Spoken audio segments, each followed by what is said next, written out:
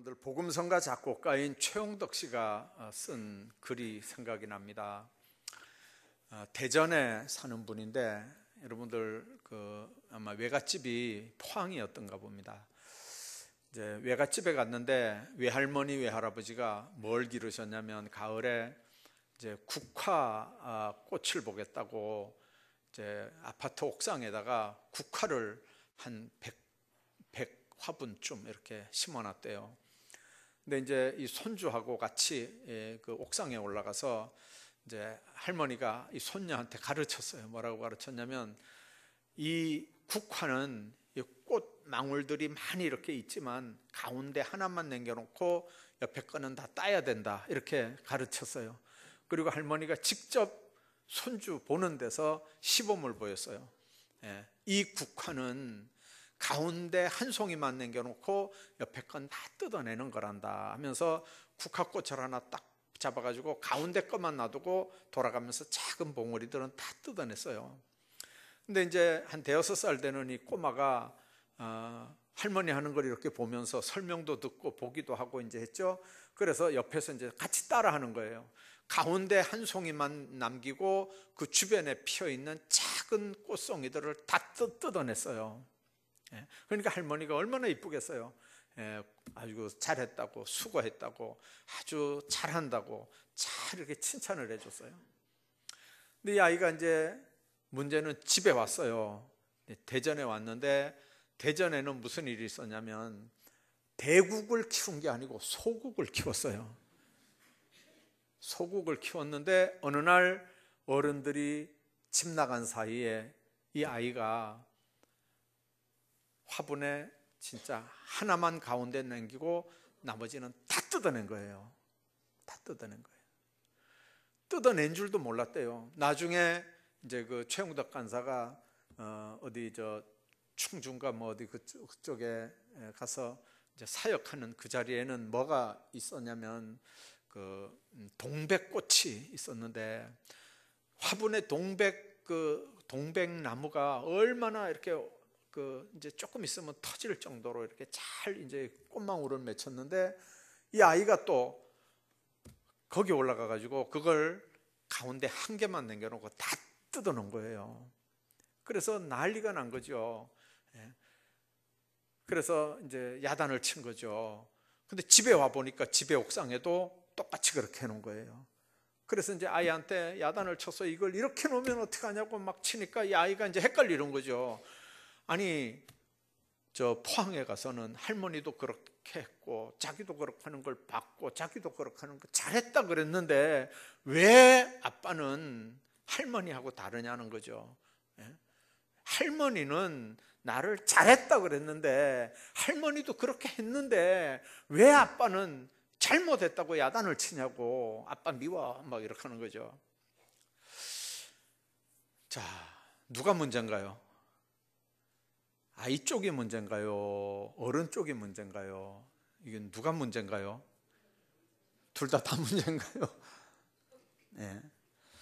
여러분들, 우리가 이제 신앙생활을 할 때 어떻게 포항에 있는 대국은 그렇게 하면 되고 대전에 있는 소국은 그렇게 하면 안 된다는 걸 이 아이에게 어떻게 설명을 하겠어요? 조그만 아이에게. 이제 아이 입장에서는 부모가 안 계시니까 그저 부모 없는 틈에 올라가서 칭찬받겠다고 가운데 하나 남겨놓고 다 뜯었는데 그걸 야단을 치는 부모가 아이 입장에서는 얼마나 야속하겠어요. 근데 부모 입장에서는 그건 그렇게 하면 안 되는 거잖아요. 그건 그렇게 하면 안 되는 거죠. 신앙생활은 그렇습니다. 신앙생활은 내가 아무리 내 생각에는 맞는 것 같아도 이 성숙된 신앙의 차원에서 볼 땐 그게 아닌 거거든요. 자기 깐에는 맞아요. 자기 깐에는 칭찬받아야 될 일이에요. 근데 하나님 보실 때는 칭찬은 고사하고 이거는 책망받을 일이고 심하면 저주도 받을 수 있어요. 여러분들, 어떤 신앙생활은 칭찬을 받는 거고 어떤 신앙생활은 책망을 받는 일이고, 이 구분을 뭘로 하는 겁니까? 국화꽃은 대국인가 소국인가 가르쳐주면 구분을 하지만, 신앙생활에서 이건 이렇게 해야 되고 이건 이렇게 해야 되는 법을 우리는 어디서 어떻게 배웁니까? 오늘 본문에 있는 말씀 3절에 보니까 찬송하리로다. 곧 우리 주 예수 그리스도의 아버지께서 그리스도 안에서 하늘에 속한 모든 신령한 복을 우리에게 주시되, 하나님은 하나님의 백성들이 복 받기를 원하시고 또 그 복을 주시는 하나님인 줄로 믿습니다. 근데 어떤 복을 주시냐면, 하늘에 속한, 그리스도 안에서 하늘에 속한 모든 신령한 복을 우리에게 주시기를 원하십니다. 그런데 우리는 신령한 복을 사모하는 게 아니고요, 세상적인 잘못된 축복관을 가지고 있습니다. 미국에 어떤 구두쇠 할머니가 돌아가셨어요. 그분은 말 그대로 별명이 구두쇠 할머니입니다. 여러분들 돈이 좀 있는 줄 아는데, 그분은 식사를 뭘로 하냐면 늘 차가운 오트밀을 식사 대용으로 했어요. 우유에다가 보리쌀 이렇게 누른 것 같은 거, 그런 걸로 이제 식사를 하는 거예요. 그리고 마른 빵 한 조각 이렇게 해가지고 거기다 바다 이렇게 조금 칠해가지고 그걸 먹어요. 그러니까 다른 사람들이 볼 때는 왜 부자인데 저렇게 사느냐, 이해가 안 되죠. 다른 사람한테 커피 한 잔 사주는 일도 없고요. 맨날 그 할머니는 그렇게 먹으면서 돈을 엄청, 다른 사람들이 다 할 정도로 부자 할머니예요. 나중에 이제 그 할머니가 돌아가셨어요. 자기 이제 돌아가시기 전에도 자기 자녀들이 다쳤는데, 자기 자녀들이 다리를 다쳤는데도 병원비가 아까워서 미루다가 결국은 다리를 잘라내는 그런 자리까지 갔고요. 그러니까 자녀들하고 이 할머니하고 관계가 아주 남보다 더 안 좋아요.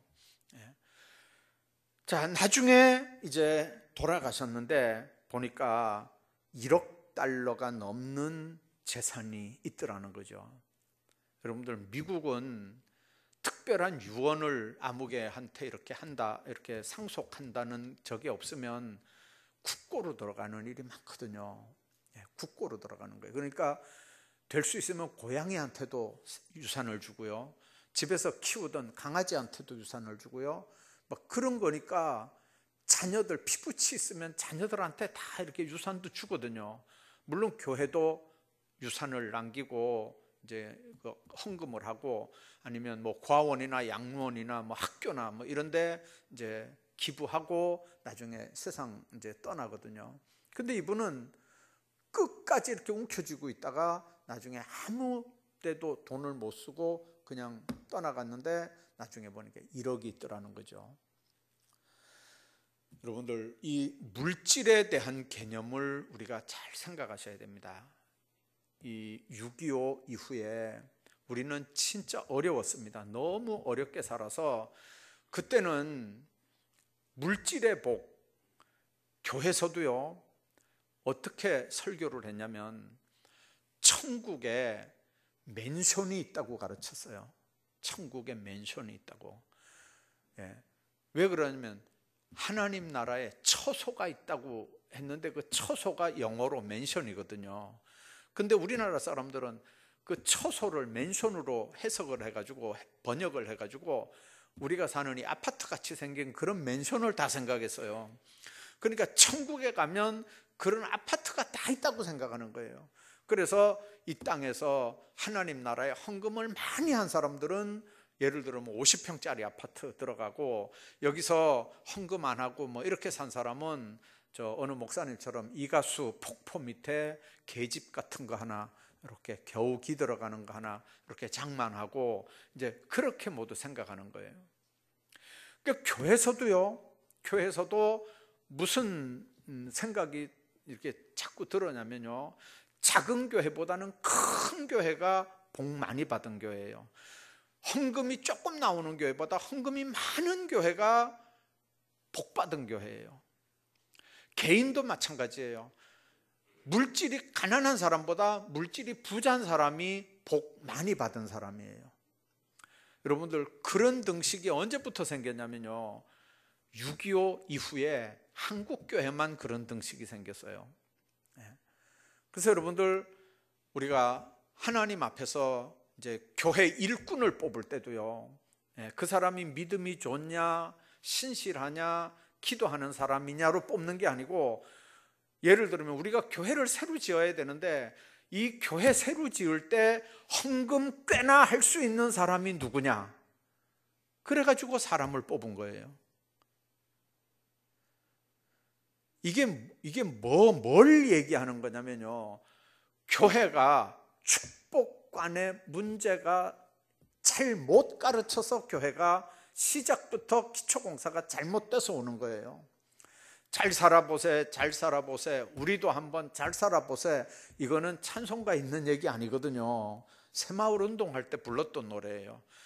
이 노래가 교회 안에도 들어왔어요. 그래서 잘 살아보세, 잘 살아보세. 그래서 물질에 축복받는 게, 물질에 복받는 게 복에 단 줄 생각했어요. 건강에 복받는 게 복에 단 줄 생각했어요.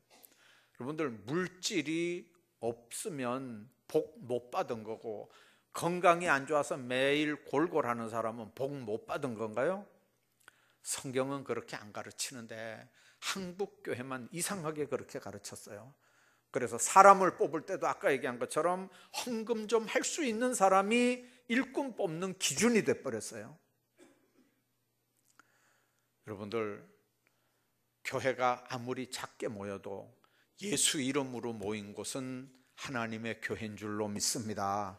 거기에 사랑이 있고 예수 그리스도의 임재가 있으면 거기가 천국의 모형이지만, 의리의리하게 큰, 세계에서 몇 번째로 큰 교회라고 해도 거기에 시기 질투가 있고 싸움이 있고 분쟁이 있고 파당이 있고 거기에 법정 싸움이 있는 교회면 여러분들, 그 교회가 무슨 복된 교회겠어요?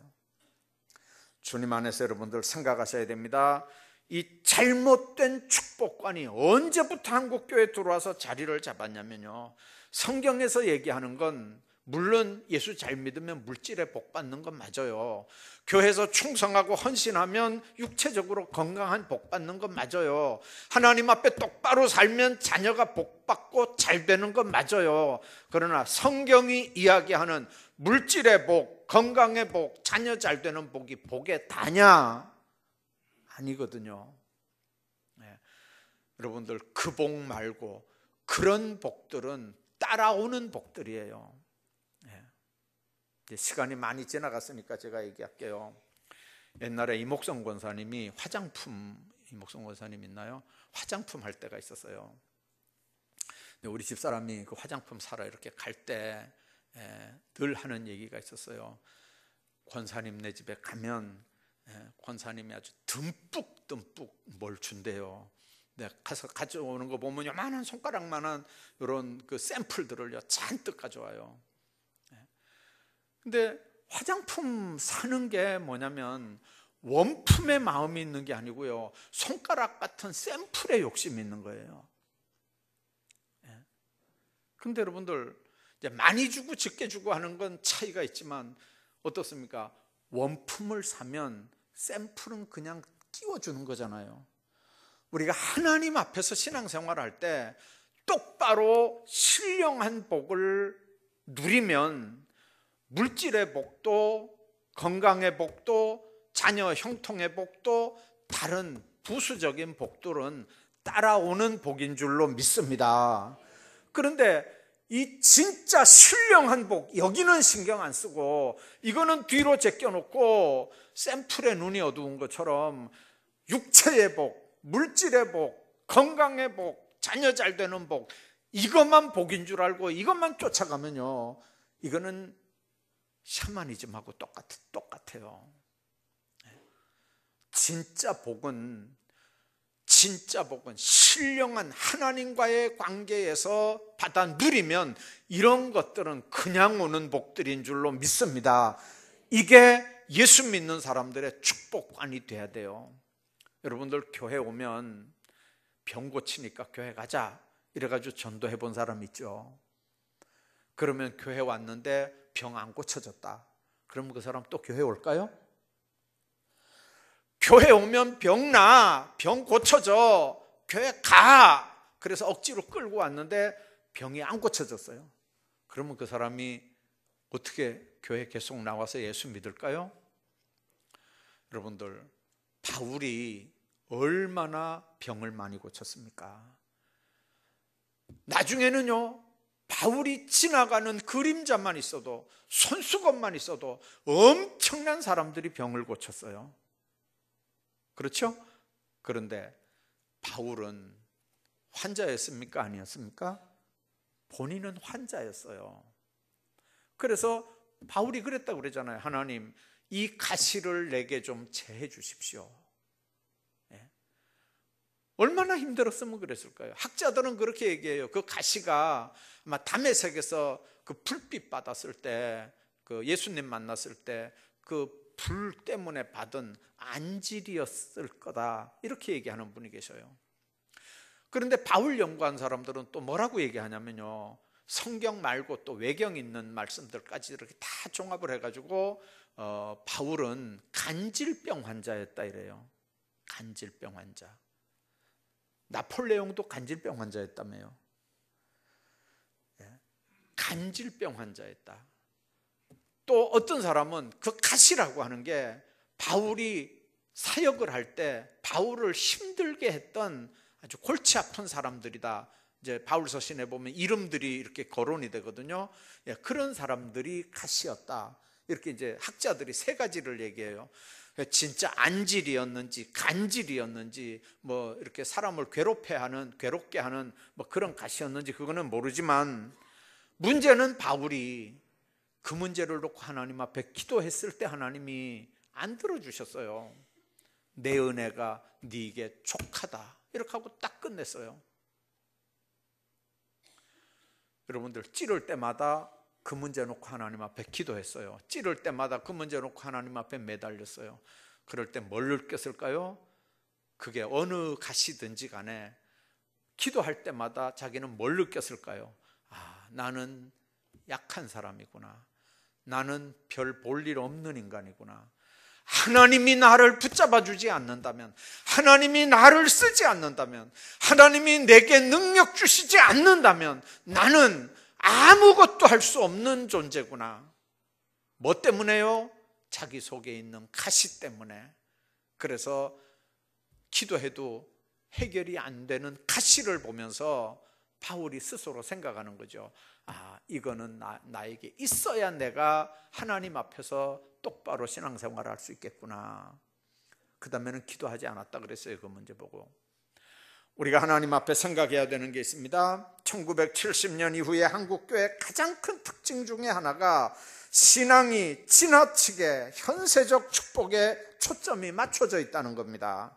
성도들이 신앙의 목적을 내세워서 구원과 더불어 현세의 물질적 축복과 육체적 건강에 두었습니다. 그래서 영혼 구원을 받은 이후에 하나님의 축복으로 현세 물질적 복과 육체적 건강을 얻기도 하는데, 이게 거꾸로 돼가지고 신령한 복, 영혼이 구원받아 잘 되는 것보다 육체가 잘 되고 물질이 풍성하고 뭐 이렇게 눈에 보이는 세상적인 것들이 잘 돼야 이게 복받은 사람, 이게 세상적 기준으로 성공한 사람, 이제 이렇게 되는 거거든요. 여러분들, 성경하고는 상관없는 일들이 마치 진리처럼 사람들 속에 이렇게 깊이 새겨져 있습니다. 자신도 모르는 사이에 세상을 따르는 물질 숭배, 배금 사상, 이런 우상 숭배가 한국 교회를 점령합니다. 교회 내의 분위기가 신앙의 크기를 평가할 때도 아까 얘기한 것처럼 물질, 축복 비례해서 평가하는 게 당연한 걸로 그렇게 생각을 합니다. 그러나 성경은 물질이 하나님의 축복의 한 영역인 건 분명하지만, 그러나 그게 신령한 복을 능가하는, 복을 대표하는 그런 게 아니라고 하는 걸 분명히 말씀합니다. 예수님 한번 보십시오. 하나님의 본체입니다. 이 땅에서는 머리 둘 곳도 없는 분입니다. 그는 물질을 모으기 위해서 노력하지 않았습니다. 바울은 위대한 신앙의 사람입니다. 평생 그는 천막을 지으면서 전도를 하고 가난한 삶을 살았습니다. 예수님이 오병이어 5,000명을 먹이긴 했지만 그 속에 담긴 구원의 풍성함을 보여주려고 기적을 행한 거지, 실제로 땀 흘리지 않고 사람들이 먹고 사는 방법을 가르쳐 준 건 아닙니다. 사람들은 그래서 예수님을 왕으로 세우려고 그랬고, 그래서 예수님은 그 군중들을 떠나는 겁니다. 물질의 축복은 하나님께서 그 선한 목적에 따라서 필요한 자에게 내립니다. 물질을 통해서 하나님이 하시려고 하는 일을 나타내기 위해서 물질을 사람들에게 맡겨주시는 줄로 믿습니다. 그래서 물질은 그거는 죄악도 아니고, 여러분들 그게 선이냐 악이냐 따질 게 없어요. 돈은 선도 아니고 악도 아닙니다. 문제는 그걸 쓰는 사람이 선하게 쓰면 선한 거고 악하게 쓰면 악한 거고, 그렇습니다. 쓰는 사람이 어떻게 쓰느냐 하는 겁니다. 쓰는 사람이 돈을 어떻게 이해하고 돈을 쓰느냐 하는 거죠. 여러분들, 육체적 축복관도 마찬가지입니다. 물질적 축복과 더불어 팽배해 있는 게 육체적인 축복입니다. 예수 믿고 구원받으면 육체의 질병으로부터 해방된다. 맞습니다. 그리고 틀리기도 하고요. 여러분들, 모든 질병으로부터 다 고침받고 다 해방되는 겁니까? 아니거든요. 물론 하나님께서는 모든 인간의 질병을 고칠 능력이 다 있지만, 모든 성도들의 육체를 다 하나님이 다 그 질병을 고치는 건 아닙니다. 아까 얘기한 것처럼 바울 같은 경우 그 육체의 질병이 있어도 안 고쳤거든요. 그러면 질병을 고쳐주는 기준이 뭡니까? 바로 복음 증거를 위한 방편으로만 하나님이 그 기적을 행했습니다. 병을 고치는 기적은 하나님께서 구원의 사역과 하나님의 복음의 역사를 위해 사용하는 방법이지, 성도들의 개인적 이익이나 욕구 충족을 위해서 하나님이 하시는 일은 아닙니다. 병 고치는 은사 받은 분들 언제든지 수도꼭지 틀어놓으면 물 나오는 것처럼 은사 받았다고 언제든지 병 고치는 줄 압니다. 그러나 그 사람이 병 고치는 게 아닙니다. 병을 고치는 건 하나님이 고치시는 줄로 믿습니다. 누구의 필요에 의해서요? 아픈 사람의 필요에 의해서가 아닙니다. 하나님의 필요에 의해서 병도 고치고 안 고치기도 하시는 줄로 믿습니다. 어떤 사람은 질병 때문에 하나님 앞에 더 가까이 나아가는 사람도 있고, 어떤 사람은 질병 때문에 겸손하게 사는 사람도 있고, 어떤 사람은 질병 때문에 회개하는 사람도 있고, 어떤 사람은 질병 때문에 자기 한계를 인정하고 느끼고 사는 사람도 있습니다.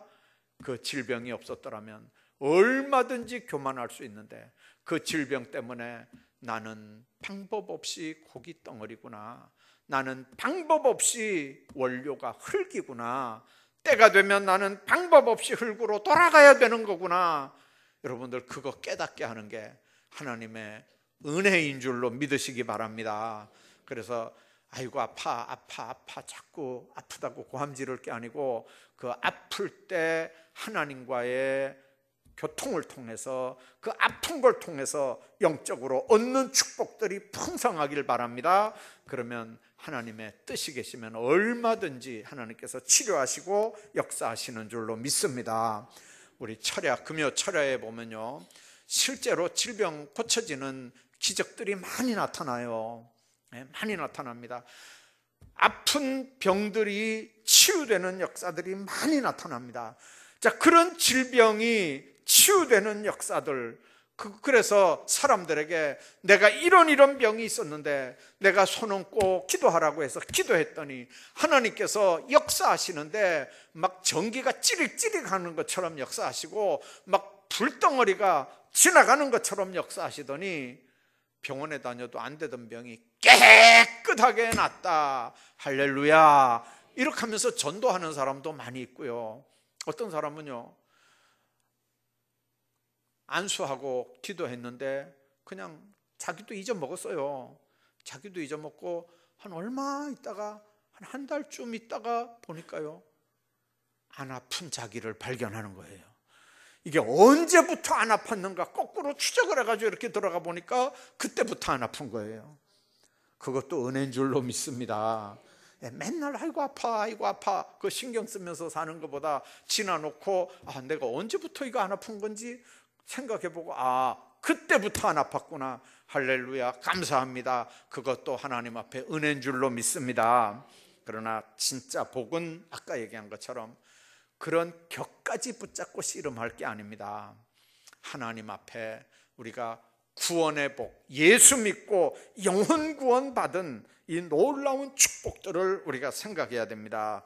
왜 하나님이 우리를 택했습니까? 하늘에 속한 신령한 복을 주기 위해서 택했다는 겁니다. 그게 우리를 선택한 이유입니다. 오늘 4절도 보면 그리스도 안에서 우리를 택하사 우리로 사랑 안에서 그 앞에 거룩하고 흠이 없게 하려고 했다 그랬습니다. 우리를 거룩하게 하려고 선택했다는 겁니다. 거룩하다는 말은 한문으로는요, 귀하고 입이 왕 같다는 말입니다.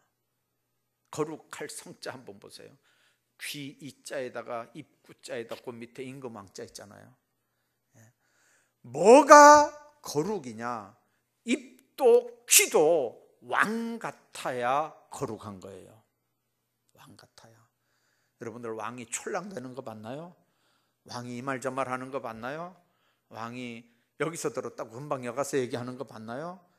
왕은 이 사람 저 사람 다 얘기 듣고 이 투서 저 투서 다 이렇게 들어와도 다 읽고 이 생각 저 생각하고 또 맞춰보고 또 맞춰보고 또 하고, 정말 임금 귀가요 얼마나 정말 왕 같겠어요. 임금 귀가 얼마나 조심스럽겠어요. 임금 입이 얼마나, 왜 그러냐면 입에서 잘못 나가면 죽고 사는 문제가 생기거든요. 임금 입에서 죽이라면 죽는 거잖아요. 임금 입에서 감옥에 갖다 집어넣으라면 집어넣는 거고요. 귀양 가라면 가는 거예요. 방법이 없잖아요. 사양 내려서 마시게 하라면 마시는 거고요. 그 입을 함부로 열었다가는 어떻게 하겠어요? 그러니까 성도가 뭐냐? 귀도 입도 왕 같은 사람이 성도예요. 거룩한 물이에요. 어떤 분이 그랬다 그래요. 어느 목사님이 쓴 글을 보니까 자기가 어느 교회 몇 살에 부임을 했는데 그 교회 부임해가지고 어느 권사님 보고 그 성도님들이라고 그랬대요. 권사님들 몇 명 있는데, 그러니까 어느 권사님이 난리가 났더라는 거죠. 왜 날 보고 권사라, 성도라 그랬냐고. 여러분들, 성도 안에, 교인 안에 집사도 있고 권사도 있는 줄로 믿습니다. 성도는 거룩한 물이잖아요. 거룩한 물이. 여러분들, 우리는 거룩한 무리들이에요. 하나님이 뽑고 뽑아서 거룩하게 세상 사람들하고는 구별한, 지옥 갈 사람들하고는 구별한 거룩한 무리들이 하나님의 백성들인 줄로 믿습니다. 그 성도들 안에 집사도 있고 권사도 있는 거예요. 여러분들, 우리는 성도는 제일 쫄병, 그 다음에 집사, 그 다음에 권사, 이게 계급이라고 생각하면 큰 코 다쳐요. 하나님의 거룩한 무리들이 하나님의 백성이고요. 이 거룩한 백성들이 거룩하게 의롭게 세상을 살아야 되지만 하나님 앞에 갈 때까지 계속해서 성화되는 삶을 사는 겁니다. 우리는 다 부족한 사람들이잖아요. 우리는 다 죄인들이잖아요. 완전한 사람이 있나요? 다 다 허물이 있어요. 다 부족해요. 언제까지 부족할까요? 하나님 오라고 하는 날까지 우리는 어차피 부족해요. 예. 여러분들 나이가 많이 들면 더 완전할 것 같죠? 나이가 많이 들면 한 80, 90 되면 더 완전해질 것 같죠? 아니요, 80, 90 되니까 거꾸로 자꾸 애들 같아지는 거예요. 예. 다 애들 같아져요. 그러니까 완전한 사람은 세상에 없어요. 목사는 뭐 완전할 것 같죠? 어림도 없어요. 어림도 없어요. 하나님 안에서 여러분들 주님을 영화롭게 하는 거룩한 삶은 언제까지냐면요, 주님이 이제 됐다 와라 할 때까지인 줄로 믿습니다. 그래서 거룩한 하나님의 백성들 앞에, 하나님 앞에 우리가 그렇게 살아가는 거예요. 우리는 신령한 복, 하나님 앞에 하나님의 자녀된 복을 누리면서 사는 거거든요. 스코틀랜드에 어린 왕자가 왕국에서 예의와 법도를 지키는데요, 얼마나 어려운지 몰라요. 영국은 대단한 나라잖아요. 근데 그 스코틀랜드도 마찬가지였어요. 이 아이를 그냥 아침에 몇 시에 딱 일어나면 그냥 세수하고 뭐 이렇게 몸 가다듬고 옷 어떻게 입고 걸음걸음 하나, 밥 먹는 거 하나하나 그냥 막 얼마나 힘들게 하는지요. 아이가 막 짜증을 부리는 거예요. 그렇게 하다가 이 아이가 도저히 너무 힘들으니까 어느 날 선생님 눈을 속이고 그 궁궐을 뛰쳐나가요. 뛰쳐나가서 막 고함도 지르고 막 뒹굴뒹굴 굴기도 하고 막 이렇게 하는 거예요. 옷을 갈아입고 평상복으로 평민 옷으로 갈아입고 나오니까 세상 사람들이 봐도 그냥 왕자인지 몰라요. 온 데로 굴르고 고함 지르고 나무에 올라가고 장난치고 막 이렇게 하면서 숲으로 점점 더 들어갔는데 웬걸요, 한참 들어가다 보니까 길을 잃어버렸어요. 동서남북을 잃어버렸어요. 막 거기서 이제 왕궁으로 돌아와야 되는데 길을 못 찾는 거예요. 막 고함을 지르고 울고 하다가 아침에 정신 차려가지고 이렇게 보니까 글쎄 밤에 나무 밑에서 잔 거예요. 나무 밑에서 잔 거예요. 그런데 아침에 일찍 그 어떤 할아버지한테 발견이 돼가지고 할아버지가 이제 그 집에 데리고 들어갔어요. 따뜻하게 우유를 한 잔 주면서 아이한테 물었어요. 얘야, 네 어디서 왔냐? 네 어디서 왔냐? 이러니까 네 누구냐? 이러니까 이 아이가 얘기하면 안 되잖아요. 왕궁에서 왔다 그럴 수 있나요? 자기가 그 왕자라고 얘기할 수 있나요? 얘기를 못 하는 거예요. 우물우물 이렇게 하는데 자꾸 물어요. 얘야, 네 누구냐? 어디서 왔냐? 그러니까 이 아이가 그렇게 대답했어요. 나는 내가 누군지 잘 모르겠어요. 근데 우리 아버지는 임금님이에요. 나는 내가 누군지 몰라요. 근데 우리 아버지는 임금님이에요. 여러분들, 우리가 세상에서 마치 그 소년처럼 사는 거예요, 지금요. 내가 누군지 모르고 살아요. 정체성도 자아의식도 없이 예수 안 믿는 사람들과 세상에 섞여 살다 보면요, 똑같이 사는 정도가 아니고 오히려 예수 안 믿는 사람들보다 더 잘 못 살 때도 있어요. 내가 누군지 나도 잘 몰라요. 그러나 우리가 분명하게 아는 게 있어요. 뭐라는 거죠? 우리 아버지는 하나님이에요. 우리 아버지는 하나님이에요. 나는 어디로 가야 될 사람이에요? 왕국으로 들어가야 될 사람이에요. 하나님의 자녀들답게 신령한 은혜 가운데 사는 하나님의 사람들 다 되시기를 주의 이름으로 축복합니다.